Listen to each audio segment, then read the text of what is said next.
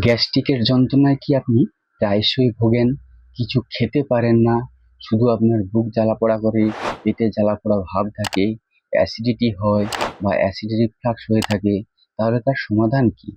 আজকের ভিডিওতে আমরা জানব কিভাবে গ্যাস্ট্রিকের মতো যন্ত্রণাদায়ক সমস্যা থেকে আপনি ঘরোয়া পদ্ধতিতে মুক্তি পাবেন, কোনো ওষুধ বা ট্যাবলেট ছাড়াই।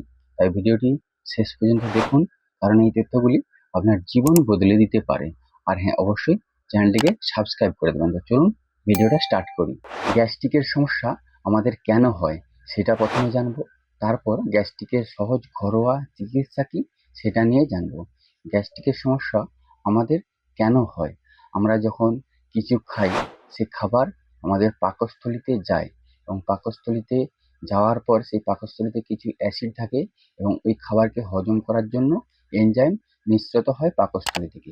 এবার অ্যাসিড আর খাবার দুটি কিন্তু আমাদের পাকস্থলী থেকে নিচের দিকে আসতে থাকে বা নিচের দিকে যেতে থাকে। যদি অ্যাসিড আমাদের নিচের দিকে না গিয়ে আমাদের উপর দিকে আসে, অর্থাৎ ইসোফেগাস হয়ে বা খাদ্যনালী হয়ে উপরের দিকে উঠে আসে, তখন আমাদের গ্যাস্ট্রিকের সমস্যা হয় বা অ্যাসিড হয়ে থাকে। গ্যাস্ট্রিক হলে কি কি সমস্যা হয়ে থাকে? প্রথমত, পেট ফোলা ভাব, পেটের জ্বালা যন্ত্রণা ভাব হতে পারে, বুকের জ্বালা পোড়া ভাব হতে পারে, হার্ট বোনের সমস্যা হতে পারে, অনেক সময় বমি বমি ভাব বা বমি হতে পারে, ঢেকুর উঠতে পারে, গলায় যেন কিছু একটা আটকে আছে এরকম অনুভূতি হতে পারে।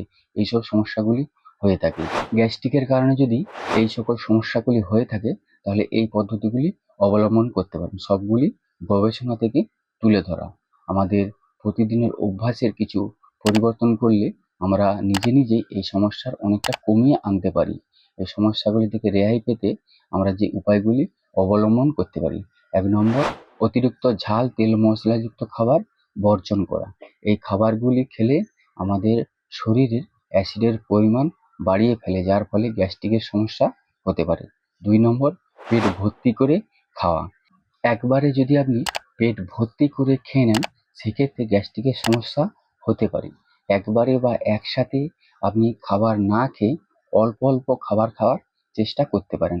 সারাদিনে ৩.৫ ঘন্টা ৪ ঘন্টা অন্তর অন্তর খাবার খেতে পারেন। আর আপনারা যখন খাবার খাবেন, পেট ভর্তি করে একেবারে খাবেন না। পেটের আয়তনের ৪ ভাগের ১ ভাগ অংশ ফাঁকা রেখে ৩ ভাগ অংশ আপনারা খাবার খাবেন। ৩ নম্বর, অনিয়মিত সময়ে খাবার খাওয়া। অনিয়মিত সময়ে খাবার খাবেন না। অনিয়মিত সময়ে খাবার খেলে গ্যাস্ট্রিক হওয়ার সম্ভাবনা বেড়ে যায়। ৪ নম্বর, রাতের খাবারটা আপনি ঘুমোতে যাওয়ার অন্তত ৩ থেকে ৪ ঘন্টা আগে খাওয়ার চেষ্টা করবেন।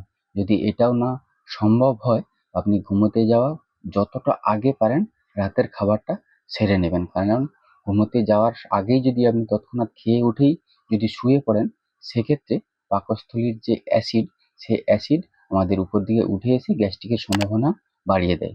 ৫ নম্বর, দুশ্চিন্তা ও মানসিক চাপ। দুশ্চিন্তা বা মানসিক চাপের কারণে আমাদের গ্যাস্ট্রিকের সমস্যা হতে পারে। কারণ দুশ্চিন্তা বা মানসিক চাপের কারণে আমাদের পেটে যে খাবারটা গেল সেটাকে হজম করার জন্য এনজাইম রিলিজ করতে হবে, সেটা কিন্তু মস্তিষ্ক ঠিকঠাকভাবে কাজ করতে পারে না দুশ্চিন্তা বা মানসিক চাপের কারণে।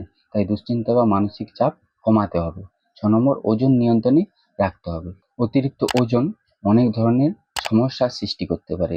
সুগারের সমস্যা, প্রেসারের সমস্যা, তাই ওজন নিয়ন্ত্রণে রাখতে হবে। ওজন নিয়ন্ত্রণে বুক জ্বালা পোড়ার সমস্যা সমাধানে অনেক সাহায্য করে থাকে। আর ৭ নম্বর, ধূমপান বা অ্যালকোহল বন্ধ করতে হবে। গবেষণায় দেখা গেছে যারা ধূমপান বা অ্যালকোহল বন্ধ করে দিয়েছে, তাদের অনেকাংশে গ্যাস্ট্রিকের সমস্যা কমে গেছে। এবার আপনি কখন চিকিৎসকের পরামর্শ নেবেন? আপনি যদি প্রায় সময় ধরে এই সমস্যাগুলি হতে থাকে, গ্যাস্ট্রিকের সমস্যা, বুকে জ্বালা পোড়া ভাব হয়ে থাকে, তার সাথে যদি আপনার ওজন কমে যাচ্ছে, খাবার গিলতে অসুবিধা হচ্ছে, বারবার বমি হচ্ছে বা পায়খানা হচ্ছে, পায়খানার সাথে রক্ত আসছে বা কালো পায়খানা হচ্ছে, তখন আপনি অবিলম্বে চিকিৎসকের পরামর্শ নেবেন। তো এই ছিল গ্যাস্ট্রিকের সহজ ঘরোয়া চিকিৎসা। এর বাইরেও যদি আপনাদের কিছু জানার থাকে, তাহলে অবশ্যই কমেন্ট করে জানাবেন। ভিডিওটিকে সকলের মধ্যে শেয়ার করে সকলকে দেখার সুযোগ করে দিবেন, লাইক করবেন। আর হ্যাঁ, অবশ্যই চ্যানেলটিকে সাবস্ক্রাইব করে দিবেন। আপনারা সকলে বেশ ভালো থাকবেন, সুস্থ থাকবেন। ধন্যবাদ।